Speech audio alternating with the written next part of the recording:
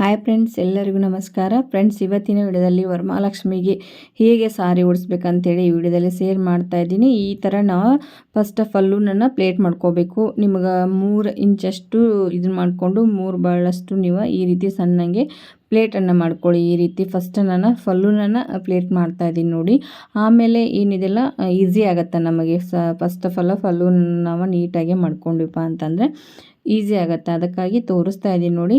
ಹಾಗೆ ನಿಮಗೆ ಎಲ್ಲ ಈ ವಿಡಿಯೋದಲ್ಲಿ ನಾನು ನಿಮಗೆ ಯಾವ ಥರ ಸಾರಿಯನ್ನು ಉಡಿಸ್ಬೇಕು, ಹಾಗೆ ನೆಕ್ಸ್ಟ್ ಎಲ್ಲನೂ ನಿಮಗೆ ಹೇಳ್ಕೊಡ್ತೀನಿ. ಯಾವ್ಯಾವ ಥರ ಅಂತಂದರೆ, ಇವಾಗ ಪದ್ಧತಿ ಯಾವ ಥರ, ವರಮಹಾಲಕ್ಷ್ಮಿಗೆ ಯಾವ ಥರ ಇದು ಮಾಡಬೇಕು. ಹಾಗೆ ವರಮಹಾಲಕ್ಷ್ಮಿ ಏನಿದೆಲ್ಲ ಒಬ್ಬರ ಮನೆಯಲ್ಲಿ ಸಾರಿ ಉಡ್ಸಲ್ಲ ಅಂತ ಕೇಳಿದ್ರು ನನಗೆ. ನಮ್ಮ ಮನೆಯಲ್ಲಿ ಸಾರಿ ಉಡ್ಸಲ್ಲ, ಏನು ಮಾಡಬೇಕು ಅಂತ ಬ್ಲೌಸ್ ಪೀಸಲ್ಲಿ ನೀವು ಮಾಡ್ಕೋಬೋದು.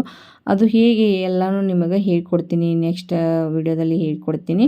ಸೊ ಈ ಥರ ಸಾರಿ ಉಡಿಸ್ಬೇಕಾದ್ರೆ ಭಾಳಷ್ಟು ಅದಾವ. ಯಾವ್ಯಾವ ಥರ ಎಲ್ಲನೂ ಉಡಿಸಿ ಹೇಳ್ತೀನಿ ನಾನು ನಿಮಗೆ. ಯಾವ ಥರ ಏನು ಎಲ್ಲನೂ ಒಂದು ಪಿನ್ನವನ್ನು ಹಾಕ್ಕೊಳ್ಳಿ. ಅಲ್ಲಿ ಪಿನ್ನ ಹಾಕೊಂಡ ನಂತರ ಯಾರೊಬ್ಬರ ಸಹಾಯ ತೊಗೊಳ್ಳಿ ಮನೆಯಲ್ಲಿ.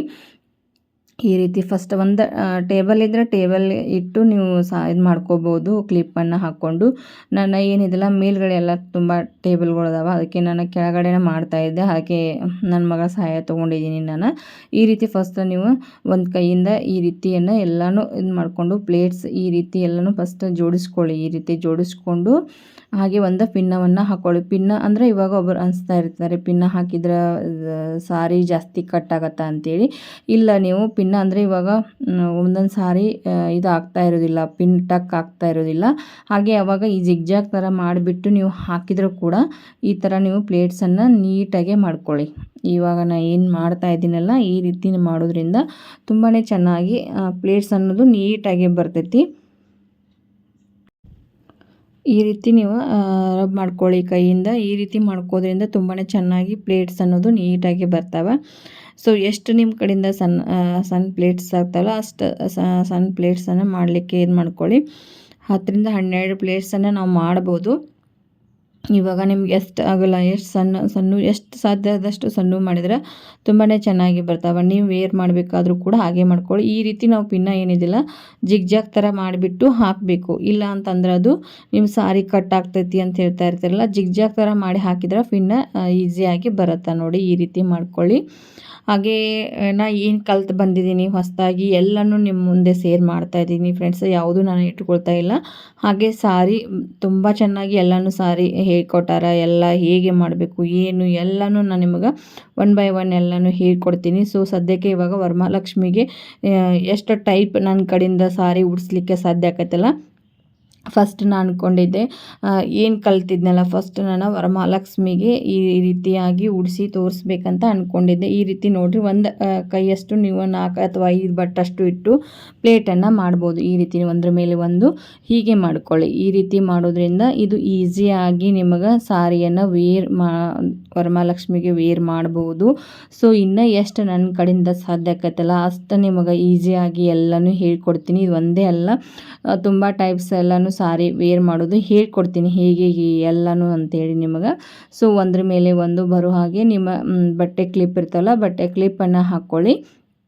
ಸೊ ನಾನು ಇನ್ನು ಸುಮಾರಷ್ಟು ಇನ್ನು ಇದು ಮಾಡ್ಕೋಬೇಕು. ಇನ್ನು ಟೇಬಲ್ ತೊಗೋಬೇಕು, ಸಾರಿ ಇದು ಮಾಡಿ ಬಾಕ್ಸ್ ಬೋರ್ಡ್ ಮಾಡಲಿಕ್ಕೆ ಎಲ್ಲನೂ ಬೇರೆ ಬೇರೆ ಇನ್ನು ಭಾಳ ಖರ್ಚಿದೆ ಫ್ರೆಂಡ್ಸ. ಸೊ ಎಲ್ಲನೂ 1 by 1 ಎಲ್ಲನೂ ನಿಮಗೆ ಹೇಳ್ಕೊಡ್ತೀನಿ. ಬಾಕ್ಸ್ ಬೋಲ್ಡ್ ಹೇಗೆ ಮಾಡಬೇಕು ಎಲ್ಲನೂ ನಿಮಗೆ ಡಿಫ್ರೆಂಟಾಗಿ ಹೇಳ್ಕೊಡ್ತೀನಿ. 1 by 1 ಎಲ್ಲನೂ ಹೇಳ್ಕೊಡ್ತೀನಿ ಫ್ರೆಂಡ್ಸ. ಸೊ ಇದು ವರಮಹಾಲಕ್ಷ್ಮಿಗೆ ಈಸಿ ಆಗುತ್ತೆ ನಿಮಗೆ, ಮತ್ತು ಬೇಗನೆ ಆಗುತ್ತೆ, ಬೇಗ ಆಗುವಂಥ ಎಲ್ಲನೂ ನಿಮಗೆ ಟಿಪ್ಸನ್ನು ನಾನು ಹೇಳ್ಕೊಡ್ತೀನಿ. ಫಸ್ಟ್ ಒಂದು ಇಲ್ಲಿ ಏನಿದೆಲ್ಲ ನೀರಿಗೆ ಪ್ಲೇಟ್ಸನ್ನು ಇವು ಚೆನ್ನಾಗಿ ನೀವು 1 by 1 ಇವನ್ನೆಲ್ಲನೂ ನೀಟಾಗಿ ಮಾಡ್ಕೋಬೇಕು. ಹೀಗೆ ಮಾಡ್ಕೋದ್ರಿಂದ ತುಂಬಾ ಚೆನ್ನಾಗಿ ಬರುತ್ತೆ ನೋಡಿ. ಇವಾಗ ಆ ಕಡೆ ಈ ಕಡೆ ಆಗಿರ್ತಾವಲ್ಲ ಅದನ್ನೇ ನೀವು ನೀಟಾಗಿ ಮಾಡಿಕೊಂಡ್ರೆ ಇದು ವರಮಹಾಲಕ್ಷ್ಮಿಗೆ ನಿಮಗೆ ಈಸಿಯಾಗಿ ವೇರ್ ಮಾಡ್ಬೋದು. ತುಂಬಾ ಬಿಗ್ನರ್ಸ್ ಇದ್ದರೆ ನೀವು ಫಸ್ಟ್ ವರ್ಷ ಮಾಡ್ತಾಯಿದ್ದೀರಿ, ಏನೋ ಹೊಸವಾಗಿ ಮದುವೆ ಆಗಿದೆ, ಫಸ್ಟ್ ವರ್ಷ ನಾವು ಈಗ ಮಾಡ್ತಾಯಿದ್ದೀವಿ ಅನ್ನೋರು ತುಂಬಾ ಈಸಿಯಾಗಿ ಬರ್ತೈತಿ ನೋಡಿರಿ. ಈ ಥರ ಈಸಿಯಾಗಿ ಇದು ಮಾಡ್ಬೋದು. ಹಾಗೆ ಕಳಸ ಯಾವ ಥರ ಇಡಬೇಕು, ಇವನ ಈ ಕಳಶ ಇಟ್ಟು ತೋರಿಸ್ತಾ ಇಲ್ಲ, ಯಾಕಂದರೆ ಬರೀ ಜಸ್ಟ್ ಸಾರಿ ಅಷ್ಟೇ ಉಡಿಸಿ ಜ್ಯುವೆಲರಿ ಹಾಕಿ ಯಾವ ಥರ ಡೆಕೋರೇಷನ್ ಮಾಡಬೇಕು ಅಂತ ಅಷ್ಟೇ ತೋರಿಸ್ಕೊಡ್ತಾ ಇದ್ದೀನಿ. ಅದೇ ಕಳಶ ಇಡಬೇಕಾದ್ರೆ ಪದ್ಧತಿ ಇದೆ ಫ್ರೆಂಡ್ಸ್. ನಾನು ಪದೇ ಪದೇ ಹಿಡಿಲಿಕ್ಕೆ ಬರೋದಿಲ್ಲ, ಅದಕ್ಕಾಗಿ ನಿಮಗೆ ಹೇಳ್ತಾ ಇದ್ದೀನಿ. ಫಸ್ಟ್ ಒಂದು ಬಿಂದಿಗೆಗೆ ಕೋಲನ್ನು ಕಟ್ಕೊಳ್ಳಿ. ಕೋಲ್ ಕಟ್ಕೊಂಡು ಈ ರೀತಿ ನೀವು ಏನೈತಲ್ಲ ಎರಡು ಸೇಮ್ ಬರಬೇಕು, ಎರಡು ಸೈಡ್ ಸೇಮನ್ನು ಹಾಕ್ಕೊಳ್ಳಿ. ಈ ರೀತಿ ಸೇಮ್ ಹಾಕ್ಕೊಂಡು ಇಲ್ಲಿ ಹೆಚ್ಚು ಕಡಿಮೆ ಆಗಿದೆಯಾ ನೋಡ್ಕೊಳ್ಳಿ. ಹೆಚ್ಚು ಕಡಿಮೆ ಆಗಿದ್ರೆ ನೀವು ನೋಡಿಕೊಂಡು ಎರಡು ಸೈಡ್ ಸ್ಟೇಟ್ ಬರೋ ಹಾಗೆನ ಈ ರೀತಿ ಪ್ಲೇಟ್ಸನ್ನು ನೀಟಾಗಿ ಮಾಡ್ಕೊಳ್ಳಿ. ಇದು ಏನಿದೆಲ್ಲ ಸಾರಿಯನ್ನು ಉಡಿಸ್ಬೇಕಾದ್ರೆ ಈ ರೀತಿ ಪ್ಲೇಟ್ಸನ್ನು ನೀಟಾಗಿ ಮಾಡ್ಕೋಬೇಕು. ಆಮೇಲೆ ಒಂದು ದಾರವನ್ನು ತೊಗೊಂಡು ಫಸ್ಟ್ ಒಂದು ಕಟ್ಕೊಳ್ಬೇಕಾಗತ್ತೆ. ನೀವು ಕಟ್ಕೊಂಡು ಆಮೇಲೆ ನಟ್ಪಟ್ಟಿ ಯಾವುದಿದೆಯಲ್ಲ ನಿಮ್ಮ ಕಡೆ ಅದನ್ನು ಹಾಕೋಬೋದು. ಮತ್ತು ಸೀಮಾ ಕನ್ನಡ ಬ್ಲಾಗ್ದಲ್ಲಿ ನಾನು ಸ್ವಲ್ಪ ಪದ್ಧತಿಗಳನ್ನು ಹೇಳ್ಕೊಡ್ತಾ ಇದ್ದೀನಿ. ವರಮಹಾಲಕ್ಷ್ಮಿಗೆ ಹೇಗೆ ಮಾಡಬೇಕು ಹೇಗೆ ಎಲ್ಲನೂ ನಿಮಗೆ ಅದರೊಳಗೆ ಹೇಳ್ಕೊಡ್ತೀನಿ, ಎಲ್ಲನೂ ಹೇಳ್ಕೊಡ್ತಾ ಇದ್ದೀನಿ. ಸೊ ಅದನ್ನು ಬೇಕಾದ್ರೆ ಸರ್ಚ್ ಮಾಡಿ ನೋಡ್ಬೋದು. ಸದ್ಯಕ್ಕೆ ಅದರೊಳಗೂ ಸಾರಿ ಫಸ್ಟ್ ಯಾವ್ಯಾವ ಥರ ಅಂದರೆ ಭಾಳ ಥರ ಅದಾವೆ ಸಾರಿ, ಅದ್ರ ಕಡೆ ಕವರ್ ಆಗೋಲ್ಲ. ಅದಕ್ಕಾಗಿ ಸೀಮಾ ಕನ್ನಡ ಬ್ಲಾಗ್ದಲ್ಲಿನೂ ಹಾಕ್ತಾಯಿದ್ದೀನಿ, ಹಾಗೆ ಸೀಮಾ ಫ್ಯಾಷನ್ ಆ್ಯಂಡ್ ಕ್ರಿಯೇಷನಲ್ಲೂ ಹಾಕ್ತಾಯಿದ್ದೀನಿ. ನಿಮಗೆ ಯಾವುದು ಇಷ್ಟ ಆಗುತ್ತಾ ಹಾಗೆ ಯಾವುದು ಈಸಿ ಆಗುತ್ತಾ ಅಂತ ತೊಗೊಂಡು ನೀವು ನೋಡಿ ಬಿಟ್ಟು ಉಡಿಸ್ಕೋಬೋದು. ಅದಕ್ಕೆ ಹೇಳ್ತಾ ಇರೋದು. ಈ ರೀತಿ ಅಂದರೆ ಫಸ್ಟ್ ಯಾವಾಗೂ ಲಕ್ಷ್ಮಿ ಕೂತ್ಕೊಳ್ಬೇಕು, ಯಾವಾಗೂ ನಿತ್ಯ ಲಕ್ಷ್ಮಿ ಮಾಡೋಕೆ ಹೋಗಬಾರ್ದು, ಲಕ್ಷ್ಮಿ ನಿಂದ್ರುವುದಿಲ್ಲ ಅಂತಾರೆ. ಯಾವಾಗೂ ನೋಡಿ ಫೋಟೋ ಆಯಿತು ಮತ್ತು ಇದಾಯಿತು ಕುಂತ ಲಕ್ಷ್ಮಿಯನ್ನು ತೊಗೊಂಬರ್ತಾರೆ ಎಲ್ಲರೂ. ಹಾಗೆ ನಿತ್ಯ ಲಕ್ಷ್ಮಿ ಯಾರು ಇದು ಮಾಡಲ್ಲ, ನಿಂತ್ಕೊಂಡಿದ್ರು ಲಕ್ಷ್ಮಿ ಯಾರು ಇದನ್ನು ಯೂಸ್ ಮಾಡಲ್ಲ. ಹಾಗೆ ಈ ರೀತಿ ಕುಂತ್ಕೊಂಡಿರಬೇಕು ಲಕ್ಷ್ಮಿ ಯಾವಾಗೂ. ಈ ರೀತಿ ನೀವು ಮಾಡ್ಕೋಬೇಕಾಗತ್ತೆ. ಎಲ್ಲನೂ ಒನ್ ಬೈ ಒನ್ ಎಲ್ಲನೂ ಡೀಟೇಲಾಗಿ ಹೇಳ್ಕೊಡ್ತೀನಿ ಫ್ರೆಂಡ್ಸ್. ಸೊ ಈ ರೀತಿ ಸಾರಿ ಫಸ್ಟ್ ಆಫ್ ಆಲ್ ನೀವು ಯಾವ ರೀತಿ ಬೇಕಲ್ಲ, ಭಾಳ ಥರ ಅದಾವ ಸಾರಿ ನಾವು ವೇರ್ ಮಾಡಬೇಕಾದ್ರೆ.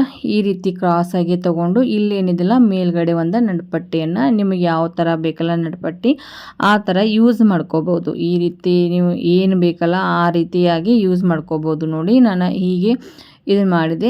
ಇವಾಗ ಕ್ರಾಸ್ ಬೇಕಾದ್ರೆ ಕ್ರಾಸ್ ಹೆಂಗೆ ಬೇಕಲ್ಲ ನಿಮ್ಗೆ ಹಂಗೆ ಉಡಿಸಿ ಇದನ್ನು ಮಾಡ್ಕೋಬೋದು. ಈ ರೀತಿ ನೋಡಿರಿ, ಈ ರೀತಿ ಕುತ್ಕೊಂಡು ಲಕ್ಷ್ಮಿ ಯಾವಾಗೂ ಕುತ್ಕೊಳ್ಬೇಕು, ನಿತ್ಯ ಲಕ್ಷ್ಮಿ ಯಾವಾಗೂ ಮಾಡಬಾರ್ದು ಫ್ರೆಂಡ್ಸ್. ಹಾಗೆ ಅದಕ್ಕಾಗಿ ಹೇಳ್ತಾ ಇರೋದು, ನಮಗೂ ಹಿರಿಯರು ಹೇಳಿದ್ದ, ಅದಕ್ಕೆ ನಾನು ನಿಮ್ಗೆ ಹೇಳ್ತಾ ಇರೋದು. ಸೊ ಈಗ ಫಸ್ಟ್ ಜ್ಯುವೆಲರಿನ ನಾವು ಕಳಶ ಇಡೋಕ್ಕಿಂತ ಮುಂಚೆನೇ ಎಲ್ಲನೂ ಜ್ಯುವೆಲರಿ ಸೆಟ್ಟನ್ನು ಹಾಕ್ಕೋಬೇಕಾಗತ್ತೆ. ಯಾಕಂತಂದರೆ ಕಳಶ ಇಟ್ಟಿದ ನಂತರ ನಾವು ಹಾಕಕ್ಕೆ ಹೋದ್ರೆ ಆ ಕಡೆ ಈ ಕಡೆ ಆಗಿ ಕಳಶ ಒಮ್ಮೊಮ್ಮೆ ಬೀಳೋ ಚಾನ್ಸ್ ಇರುತ್ತೆ. ಅದಕ್ಕೆ ಬೇಡಪ್ಪ ಅಂಥೇಳಿ ನಾವು ಈ ರೀತಿ ಡೆಕೋರೇಷನನ್ನು ಫಸ್ಟ್ ಎಲ್ಲ ಮಾಡಿಕೊಂಡು ಆಮೇಲೆ ಈಸಿಯಾಗಿ ನಾವು ಕಳಶವನ್ನು ಇಡ್ಬೋದು. ಹಾಗೆ ಈ ವಿಡಿಯೋ ಇಷ್ಟ ಆದಲ್ಲಿ ಲೈಕ್ ಮಾಡಿ, ಹಾಗೆ ಶೇರ್ ಮಾಡಿ, ಕಮೆಂಟ್ ಮಾಡಿ. ದಯವಿಟ್ಟು ಹೊಸದಾಗಿ ನೋಡೋರು ಸಬ್ಸ್ಕ್ರೈಬ್ ಮಾಡ್ಕೊಂಡು ನೋಡಿ, ಸಪೋರ್ಟ್ ಮಾಡಿ. ಇನ್ನು ಮುಂದೆ ಎಲ್ಲ ಹೊಸ ಹೊಸ ಥರ ನಿಮಗೆ ವಿಡಿಯೋಗಳು ಬರ್ತಾವೆ. ಮುಂದಿನ ವಿಡಿಯೋದಲ್ಲಿ ಸಿಗೋಣ. ಅಲ್ಲಿವರೆಗೂ ಟೇಕ್ ಕೇರ್, ಬಾಯ್ ಬಾಯ್.